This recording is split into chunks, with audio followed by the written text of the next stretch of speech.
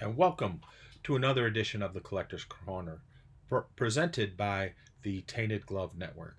I am your host, Aloha Mr. Han, and thank you for joining me on this fine Wednesday evening, October 19th, 2022. So, today I have some hodgepodge of items, some that are really cool, some that are different, some that I find very interesting and unique that I think everyone will get a kick out of. So, why don't we go ahead and get started? So the first item that I am going to start with is actually two items. Is um, This is a segment of the hobby that people are interested in, but people don't know how to go about doing it, and some of these things sell for a lot. What I have here, and I have to be very careful because there's some information on here that I'm sure would be appreciated that it doesn't get out, is a paycheck from the White Sox on June 13th, 1980, payable to Christopher C. Nyman. And just so you know, what I am covering up is the player's social security number. You can see that Mr. Nyman received $706.74. It was taken out by the Artnell Corporation, with the Chicago White Sox were a division of the Artnell Corporation, and drawn on Drover's Bank of Chicago. And you can see in the back all the information about it being cashed and everything else. Very interesting. I went to Drovers as a kid with my parents. My parents banked there. I know several people. When I talked about and I have another check, by the way, this one for Mike Squires. Uh, Same thing. I'm covering up his social security number, and you can see he made a little bit more, $3,473.73 on June 17th, 1980. You can see check number there. A lot of people I know went to Drovers. That seemed to be the South Side bank of choice for primarily for a lot of union people. My parents banked there for years. I remember going into that location, and I want to say it was on it like 51st and Ashland, I believe it was. But I thought that was something unique. I have another check that is a little bit different and much more unique. And this check is actually a check signed by a Hall of Famer. So here's the check. You can see it's from the Harriman National Bank and Trust Company, and it is made out to William Dickey for $10.02 on August 28th, 1930. Bill Dickey, of course, being the Hall of Fame catcher for the Yankees. He was the catcher for the quote-unquote Murderers Row team. He does have if you ever see the movie Pride of the Yankees with Gary Cooper playing Lou Gehrig, Bill Dickey plays himself in that movie. But this was cashed on the backside. This was cashed at Riggs Bank in Washington, D.C. And you can, let me turn it over. You can see the Riggs Bank Corporation, Washington, D.C.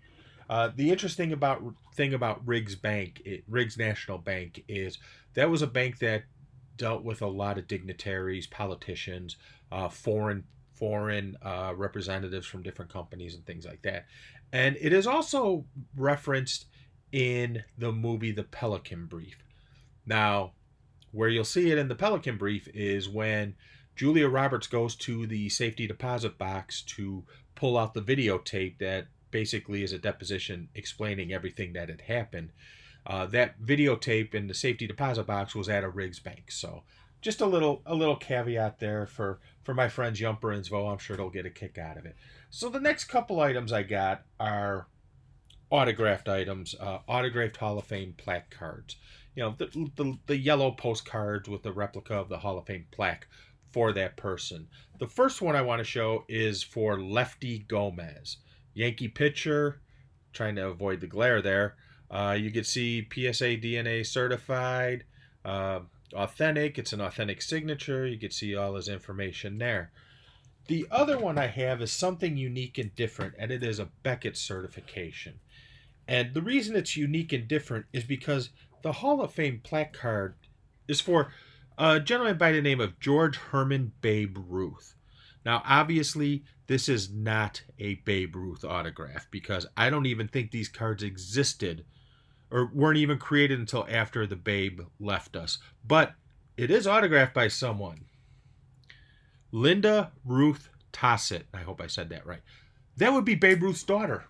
So this is actually autographed by the daughter of the Babe. Thought that was a cool item, something unique, something different, to go, to have in the collection. So the next item I got is something unique, not unique, but something different, something current that happened this year, something that I've been harping about, and a player I wish the White Sox could have gotten, but unfortunately, he was drafted number 1 overall the year they got Andrew Vaughn at number 3. This is a Orioles versus Rays ticket on Saturday, May 21st, 2022. You may ask what the significance of that is. That is the debut of Adley Rutschman, the prospect catcher for the Orioles. Interesting career arc for Rutschman, and I am not saying that they are going to be equal players. I think the world of Rutschman. I think he could be an absolute monster. I wish the White Sox had him. But he wears number 35. Someone we know wore number 35, and it's now retired. His first major league hit was a triple, like someone else we know who wore number 35, whose number is now retired. Just throwing it out there. I'm not saying, but I'm saying. So, something to think about. And if you don't know who number 35 from the White Sox is that has a retired number, I can't help you. You need a lot of help. Actually, if you look, he's right there. So, the next item I have, speaking of the Hall of Fame, is this is a let me read the description. This is directly on the card here, which I'll show you in a second. I have the pleasure of presenting you with a special limited edition press pin, which commemorates the 50th anniversary of the National Baseball Hall of Fame and Museum.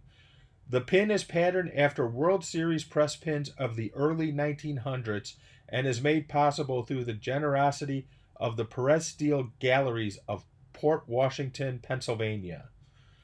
Edward W. Stack, President of the Hall of Fame at the time this was issued. The date is June 12th, 1989. So this is the press pin. As you can see, it has that look of like the old style press pins for World Series and all that. If you don't know what they look like, go look them up online. They're really cool.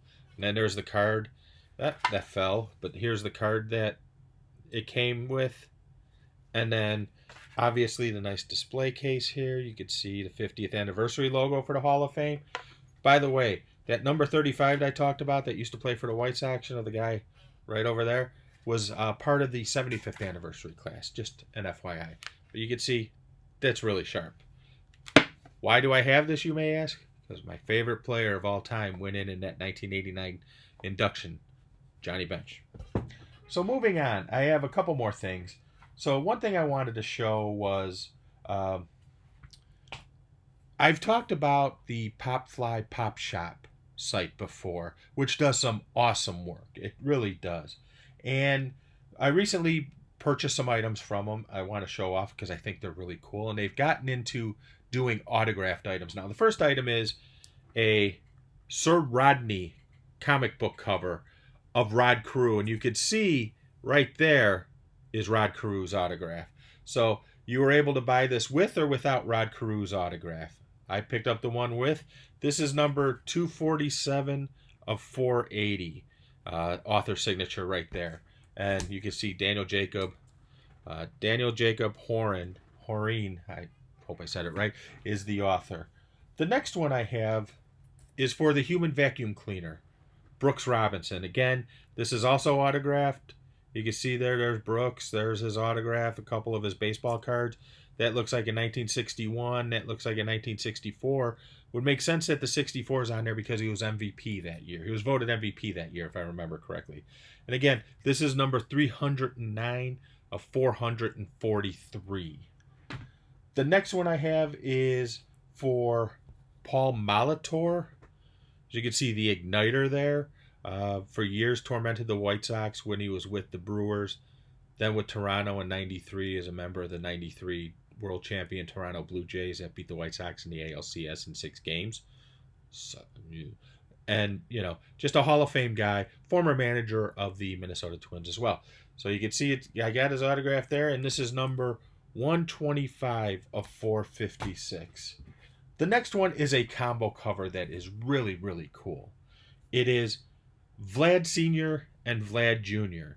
And it has Super Vlad and Son of Vlad, autographed by both. You can see Vlad Sr. right there, Vlad Jr. right there. And I just find it cool that you have both. And I also, another example of like the father-son thing that I do have a Ken Griffey Sr., Ken Griffey Jr. Combo first day cover autograph for when they both played in Seattle in 1990. And then this one is 137 of 694. And the last Pop Fly Pop Shop cover I'm going to show you is a really unique one. It is about baseball, but it's not a baseball player that's on the cover. It is the famous scene from Field of Dreams at the end. Hey, Dad, you want to have a catch? Signed by Dwyer Brown. Who is Dwyer Brown, you ask? That's Ray Kinsella, the father at the end of Field of Dreams, or John Kinsella, that Ray Kinsella, a.k.a. Kevin Costner, plays catch with at the end. Dwyer Brown played the father, who is in catcher's gear and takes off the catcher's gear and he realizes it's his father. But I thought this was an incredible cover that I had to get. And you have the inscription there, "Is this heaven?" Which I got a couple other things that have "Is this heaven?" too from the first initial Field of Dreams game. Not that knockoff they had this in 2022, but the original in 2021. And this is number 469 of 707. So moving on, have a couple of more items to show you. One of the things I'll show you is, as I mentioned before, the Baseball Hall of Fame has a bat program. And what they do is they sell limited edition bats. They're numbered to 12 of Hall of Famers. The program works where now the new inductees do it right away, and they are trying to backfill with living members of the Hall of Fame. So one of the members they finally got to do it, was able to obtain, is Pedro Martinez. You can see right there, number 45, Pedro Martinez, class of 2015. And this bat is numbered 9 of 12. 9, remember that. And, I just think this is a cool program. I love these bats. They're actually made by my friends at Cooperstown Bat Company, who, if you haven't had a chance, go out to their website. They have some great equipment. Their sugar skull hoodies and t-shirts are awesome. And also, they have some autographed baseball bats and the like from several Hall of Famers. Some who are no longer with us too. So something to consider. Go out there and check them out if you can. And then the last item I'll show you is another bat. And it's sort of interesting because this bat fits in with someone we showed a Pop Fly Pop Shop cover of earlier. This is the Rod Carew bat. You can see Rod Carew, class of 1991, number 9 of 12. You can see it all there. Signed by Mr. Carew. Mr. Carew will also be appearing at the November Chicago Sports Spectacular show in Rosemont. I believe Pedro's appearing there too.